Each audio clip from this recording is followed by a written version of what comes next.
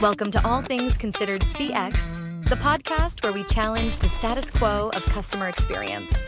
Hosted by Bob Azman, this show is all about disrupting practices and redefining what it means to truly connect with customers. In this unhinged approach to CX, we're focused on building better experiences from the ground up. Each episode, Bob dives into the bold ideas, unconventional strategies, and fresh perspectives that are shaking up the world of CX. We're bringing you the voices that are pushing boundaries and changing the game. If you're ready to rethink how customer experience is done and drive real transformation, you're in the right place. Let's get into today's episode of All Things Considered CX. Hello and welcome back to the All Things Considered CX podcast, Unhinged. We have a guest today joining us that is in the area of what I call adjacent expertise. So oftentimes our focus on this podcast is experience management, but we also like to bring people in that are experts in areas that are really impactful to the experience that our customers and our employees are having in our organizations. And that's who we have with us today. Rachel Lutz Guevara is joining us. Rachel, welcome to the podcast. Thank you so much, Bob. I'm glad to be here. Rachel's with TaskUs, and I'd like her to introduce yourself to our listeners and a little bit about your background as well. Sure, I'm happy to do that. So, as you mentioned, I work at a company called TaskUs. I am the division vice president for trust and safety here at TaskUs. My background is interesting. I don't come from the BPO world per se. I know that's something that usually people are in industry for a long time, but I'm actually a clinician by trade, so a licensed clinical social worker. And I have been working in clinical mental health care for the better part of 18 years, and came in with this very clinical academic background, very different from like being in a tech environment. Most of my experience has been working with really vulnerable populations, for example, people impacted by trauma, major mental illness, systemic inequities. And so I carry that lens into the work that I do now for TaskUs. And the last several years while being at TaskUs, I've been building, scaling a global psychological health and safety program for frontline digital workers, especially those doing high stress, high stakes type of content moderation or customer experience work. And my role is really about kind of translating clinical insights into how do we create operational impact in systems that help protect people while we get the benefit of increasing productivity as well. So. Mm-hmm. Mm-hmm. So listeners, this is what intrigued me about Rachel's background. Number one is she was not from within the industry, which I thought was really fascinating, and made this leap with an expertise in mental health into the area she's in now. And you said you're leading trust and safety, and I'm curious. Obviously, you had an interest in mental health, but how did you make that decision to make this leap and come into work in a company like TaskUs? Yeah, I think I was really intrigued by the value proposition that TaskUs put in front of me. I was working at an academic institution here in Texas, service delivering to a student body, collegiate student body.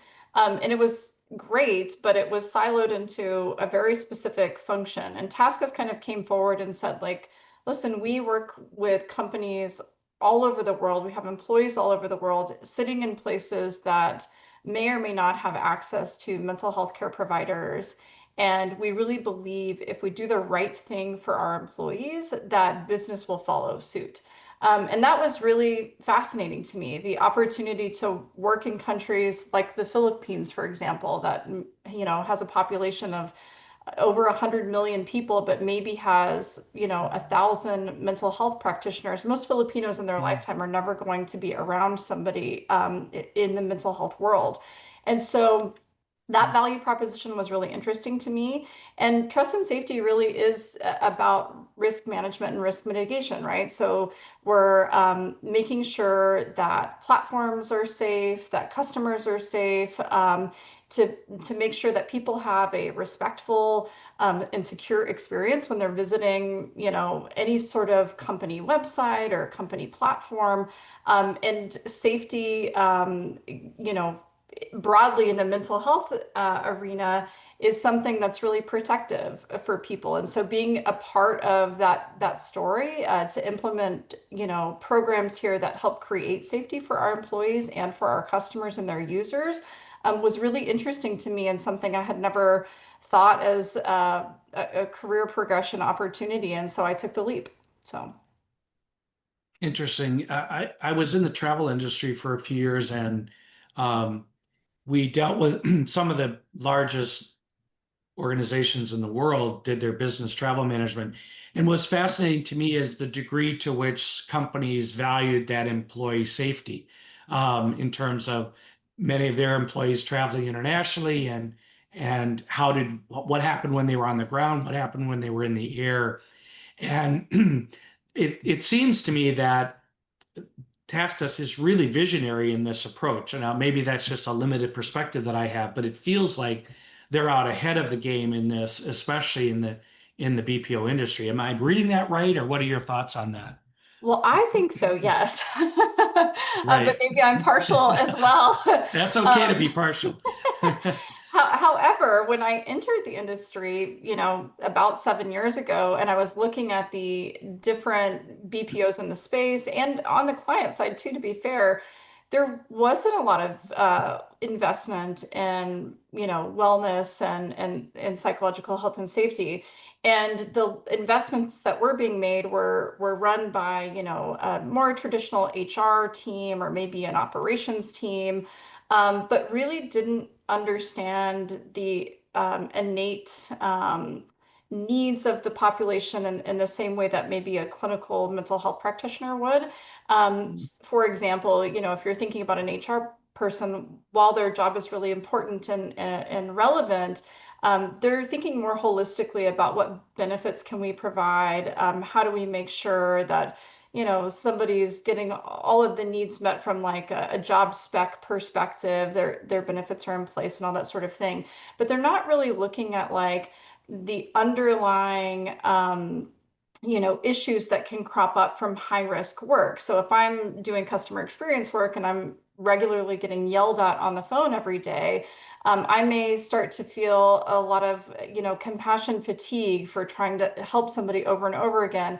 That burnout maybe leads to a less positive experience for customers that are calling in for support services. And so, how do we really infuse more of a clinical lens and approach into the strategy of the business to make sure that we're addressing some of the more nuanced individual mental health care needs while protecting well-being and preventing harm? I think that that's a different wheelhouse, if you will. And so having some subject matter expertise infused into that, I think is broadly beneficial. What we've seen as we've started to stand up our own programs here is that we have gone to the market and published actually in academic settings, academic journals on like, this is what we think is best practices for this particular population and our industry. And we've started to see BPOs across the ecosystem adopt a lot of the same practices, which we want, because even though they're competitors, we don't believe that wellness is a competitive space, or it shouldn't be, because at the end of the day, we want to do what's right for our employees and for our customers and their users. Hmm. That makes a lot of sense. And I applaud the fact that you don't view them as, I mean, they are competitors, but not in this space No. of mental health for employees. You did a case study, and that's one of the other areas that I read about, and that I thought would make a lot of sense for you to join us. You did a case study that produced some really interesting results. Do you want to share that with our listeners as well? Yeah, sure. So we, initially built this program for more traditional trust and safety work around things like content moderation, but we were seeing some amazing benefits around attrition reduction, absenteeism, as well as well-being metrics being really stabilized with improved resiliency, lower burnout, all those sorts of things. And so there started to get a lot of interest across the business because TaskUs is multifaceted around the type of work that we do. So we do a lot of digital customer experience, we do trust and safety work, we do AI operations work, consulting, other professional services. And so I think there started to be a broad interest across like some of our DCX customers, some of our AI customers, like, hey, I keep hearing all these great things about wellness and trust and safety. Can we apply that over here and see if it works? And transparently, we were like, yeah, we don't know if it's going to work in CX. Let's try it out. So what we've started to do is systematically run research pilot programs where you have a traditional control group and an intervention group, and over the duration of 6 months, we deploy the same sort of service delivery into those teams. What that looks like for us is taking people off production, having them meet with a psychotherapist on a weekly basis in a group setting and teach them skill acquisition training that correlates with improving resiliency. So I always kind of use the example like our proactive teaching approach, it's experiential in nature, and it's repetitive. And those two things combined create something that's called neuroplasticity. So new neural pathways in the brain. So the example I use is like if I just tell you how to ride a bike and you've never seen a bike in your life, and then I give you a bike, you may be like, okay, I mean, I understand the mechanics, but me getting on this bike and being very effective is going to be a little clunky, right? So not only do I have to teach you, tell you how to ride the bike, but I need to show you as well. And those things combined is how we create growth and learning. So that's kind of how our skills groups are focused. So we would pull half of these folks out of production on a weekly basis and teach them repetitive skill acquisition that's rooted in resiliency and psych health and safety. At the end of the 6 months, we're not only looking at well-being metrics, but we're also looking at productivity metrics. And some of the results that we've seen in CX even actually go beyond some of the metrics that we see in Mm. trust and safety. So an example of this particular case study is a 65% reduction in attrition, 33% decrease in absenteeism, a 10% boost in broad, employee satisfaction, and significant drops in burnout and other, metrics around like compassion fatigue and those in cognitive load and flexibility issues. In addition to seeing also the customers improving like their satisfaction surveys. Most of the time when you're engaging in a customer experience setting, there is a level of making sure the customer is also satisfied. So this was really interesting for us to see such phenomenal impact in such a short duration of time by just doing something as simple as teaching skills to a group. But I think that's why our program has been so highly disruptive to the industry, because we've been able to kind of take it and apply it across different types of business and see that it works in a lot of different settings, which is exciting. Definitely. And of course, if I understand your business right as a BPO and having run global customer service operations for a number of years, you're a B2B, so you're selling to clients who then you're serving their customers. Absolutely. And so that's beneficial not only to them and their cost structures, but to their customers by engaging with an employee that's a lot happier than if they hadn't had this. What I'm kind of smiling about a little bit is, as an ops guy, you telling me you're taking people off the production I am. floor, my head's going to explode, right? What do you mean? I've got clients, I've got to meet these hourly rates and so however your cost structure is. So obviously you had great results, but how did you convince them to take them off the floor in the first place to do this? Yeah, that's a great question. I know that is scary to ops folks and even to our ops folks, like, wow, we have all these KPIs to meet and expectations. Right, Yeah. exactly. Um, what we try to do is front load this with our clients whenever Mhm. possible, right? So as a client is inbound to us, that we're going to talk a lot about our wellness program and how it is a differentiator, and how we leverage it to improve business outcomes for them, which we have proven over and over again. Again, and I bring up the academic journals because then that's also further validated by peers outside of TASCUS. So it's not anymore just Mm. like us saying that it works. It's had to go through IRB review boards and all this sort of stuff. So we're able to kind of leverage two sides of that coin. So we try to front load it and have them bake in time for us as part of the experience of coming with TaskUs as an add-on. If that isn't happening and there's already a customer internally that's struggling with maybe high absenteeism or low performance or something like that, we will approach that client and talk about this is a way to improve those metrics. And what we find 9 times out of 10 is that there's already existing time that isn't being used, Mm. as regularly or as effectively as it could be. So it may be upskill training, but the client hasn't really provided any upskill training for the last month that's, remarkably different. Usually that time's baked in because there's a new policy or there's an implementation of a product. That doesn't happen all the time. So we're actually able to recycle time that is maybe being underutilized in a way, and then overlay this into existing systems. So yes, it is taking people off production, but not in a way that's disruptive to the operational flow and rigor of what the client expects, because there's usually time baked in that's not being well used. And of course, the results speak for themselves too. So Mhm. it's hard to counter that with missing Yeah. a KPI when you see the kind of results you're getting. Mhm. Listeners, we're talking to Rachel Lutz Guevara from TaskUs about the importance of mental health in the experience of both the employees and ultimately the customer.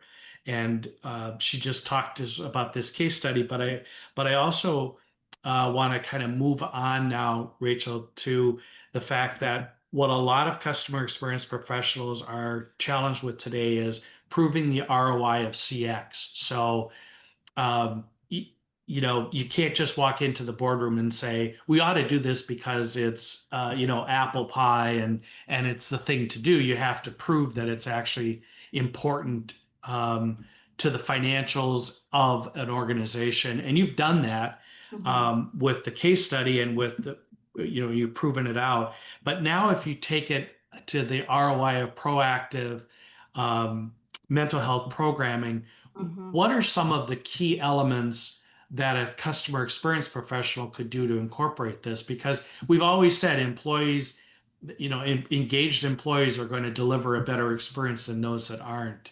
Thoughts about that and improving that ROI? Yeah, absolutely. I mean, you kind of hit the nail on the head. Like, your people are your product. So the ability for an agent to stay calm, attuned, solution focused directly impacts customer outcomes. Burned out agents can't offer high empathy services at all. And in addition to that, if they're attriting at high rates, that instability kind of gets passed on to your customer. So I think brands are starting to understand that being kind of customer obsessed in lieu of thinking about your employees maybe is not quite at odds, like they're deeply Mm. connected, and that wellness is kind of a new way to think about performance strategy. So the way that we kind of think about it is actually a little bit like in a medical model. So we try to give attention across different phases of the employee life cycle. How are we preventing risks before they happen? How are we reducing risks once they are happening? How do we detect harm and intervene? And how are we mitigating harm once it's already kind of going on? So there's different ways that we do that, but we try to guide intervention strategies through the entire employee life cycle. So if there's innate risk or stress or something happening in a job, we actually are really transparent about it in the job descriptions, which may feel counterintuitive. People may say like, oh, well, if they see the word stress or they see risk, they're not going to apply. That may be true, but you would be surprised at the type of people that actually engages. One, it creates transparency for people to opt out, but then it also pulls on a different part of society who feels really driven by purpose, and driven to want to help and support. And so you're getting kind of a different candidate pool. Then we follow them through into onboarding training, and we start the process of introducing our wellness concepts as well as our programming and our recommendations to engage in our programming proactively. Like we mentioned already, we pull them out during production on a weekly basis. That's just part of the expectation of what they do at their job. Your job carries innate risks. We know that. This is how we intervene for those innate risks. And then we even follow them post-employment. So if an employee leaves TaskUs, they have access to wellness services up to a year post-employment to help them transition into a new role and those sorts of things. And so I think thinking about like how can companies bake in to systems, to policies, in a way that doesn't make wellness feel like a nice to have, that it's deeply embedded into the fabric of what the business does. So it just becomes part of the culture of the company, I think is the missing link a lot of times, is they're like, we're going to have all this stuff, but like you have to find the time to do it. Nobody's going to do that before or after work, right? They don't really understand the value add all the time of what is being offered by a company in the way of benefits. I mean, you look at EAP, for example, the utilization of that is always super low in most companies. So trying to embed it into the fabric of a business, I think, is what is the key to success, in my opinion. No question about it. And what is really intriguing to me in this conversation too is that oftentimes organizations rely on personnel surveys to guide and measure employee engagement, and you're really taking this to a whole different level of, and whenever I mention personnel surveys, if I'm giving a talk or something, the audience kind of rumbles and laughs, and because there's this thing about taking the personnel survey, then the results come back, then we spend 3 months looking at the results, then we spend 3 months assigning people to address the results, then we spend 6 months trying to implement, then we take another personnel survey and we don't get any movement, and everybody goes, why didn't we get any movement? Well, you spent the last year trying to figure out the results on the last one. And so it kind of creates this murmur in audiences.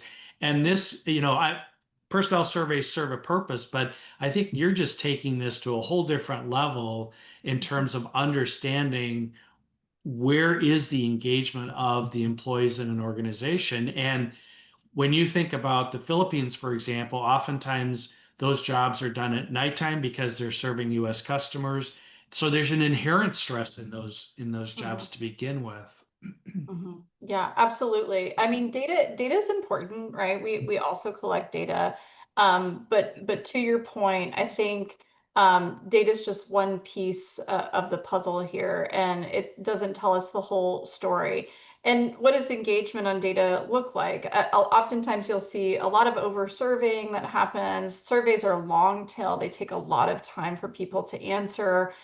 We've tried to actually integrate more AI systems as a way to do short burst pulses on wellness that are rooted in like validated psychometrics, but are 5 questions, right? So I can quickly get a sense check on how someone is doing, in a team, and look at that in a lot of different ways, whether that's country bound, client bound, lots of different ways that we can slice that data.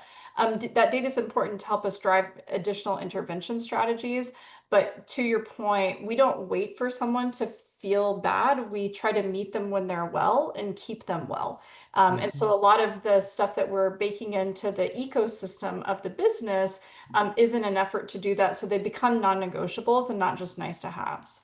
And Rachel, are there social norms that you have to overcome, especially outside the US where, I don't know this, so I'm going to plead my ignorance on this, but where people would say, I could never go to a mental health assistance or seek that out. That would be against the social norm. Are you challenged with any of that?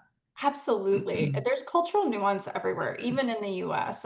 Broadly, I think the whole world is plagued a little bit with stigma and a lot of misinformation around mental health care and what it means to seek mental health care.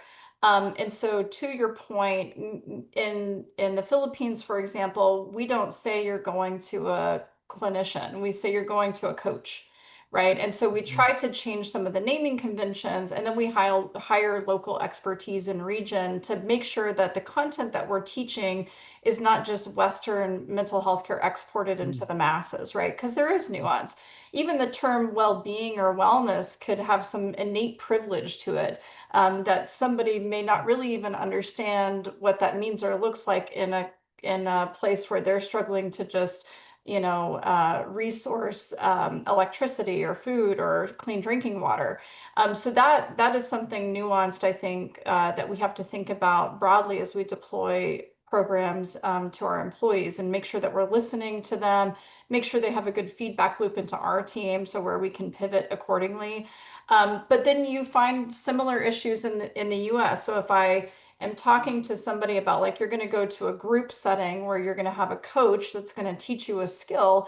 In the US, there's so much individualism in our society. The collective is not necessarily thought of the same way as in another country where it's very community based.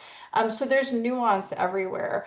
But I think what we try to lean into pretty strongly is we're not doing a therapy group, which is true. It's skill acquisition training. Just like you get upskill training for your job broadly to learn how to use a system, we are teaching skills that train the brain to be more resilient to stress. I mean, that's a muscle that you have to flex. Just like you go to the gym and lift a weight, right? That muscle isn't going to grow unless you practice. And so that's kind of how we try to distill it down into the simplest terms that we can kind of make it make sense. Yeah, I mean, so practical yet so effective approach. So, um, you're talking about you mentioned culture a number of times. You're talking about the culture at TaskUs, but of course you work with clients, so that that you have the employee, they have the product or service. Mhm. Are you seeing any I don't know how to what the right way to ask this is, but are you seeing any carryover or clients buying your services because of this, but are they making any cultural changes as a result of seeing what you're able to do with the employees that you have? Yeah, it's actually funny because we built the program obviously for our internal teams, and clients have been so interested in what we've built. They're like, can you service deliver into our company the same thing that you're doing? And we were like, huh, we've never thought about doing that before because we're not like an EAP. But again, at the end of the day, it's like teaching a course. And so, yeah, we can teach a course. So we've actually had a few clients adopt this for their own teams where we just service deliver the coursework from the skill acquisition training into them because they've seen such a remarkable improvement on the team on the content that they're outsourcing to us and the improvement of the return on that investment as it relates to KPI and performance issues, again, lack of churn and attrition issues.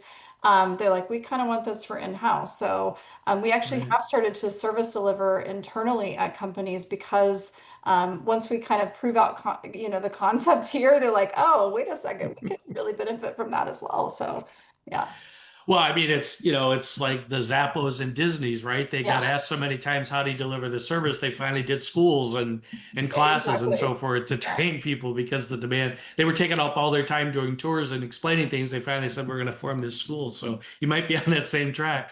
So this is, exactly. this has been a great conversation. I can't believe how fast time goes when we're having fantastic conversations like this. Tell me where you're headed. Where does this go from here? What's your vision?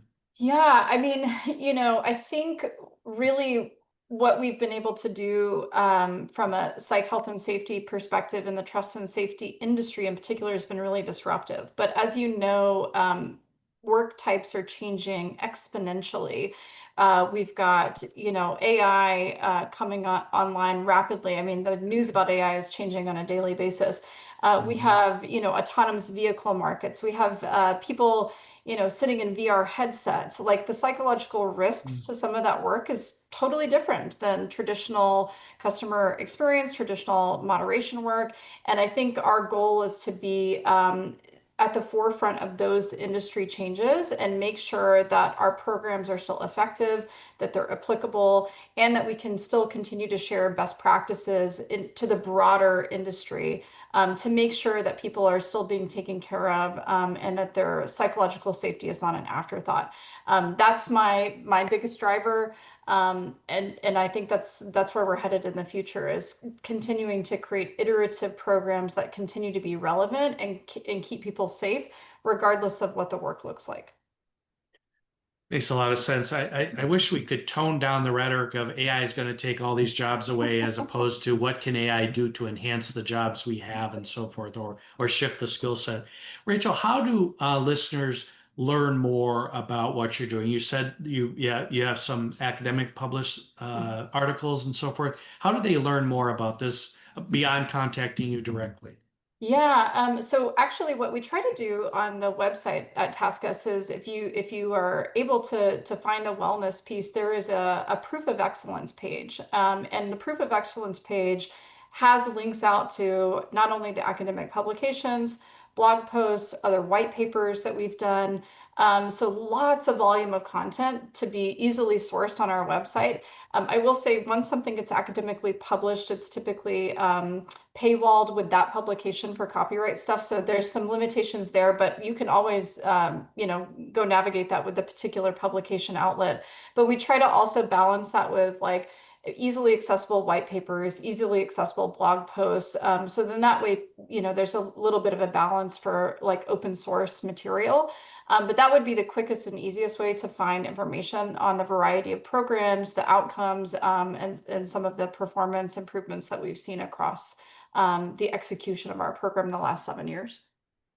That's great. And I do think, listeners, that there's direct application with the framework and approach that Rachel has taken in translating to how we prove ROIs on the CX side. So I think there's a lot of similarities here that listeners could take advantage of looking, like I said, at the framework and content of what you've done and apply that to different ways of proving the ROI. So, Rachel, absolutely intriguing conversation.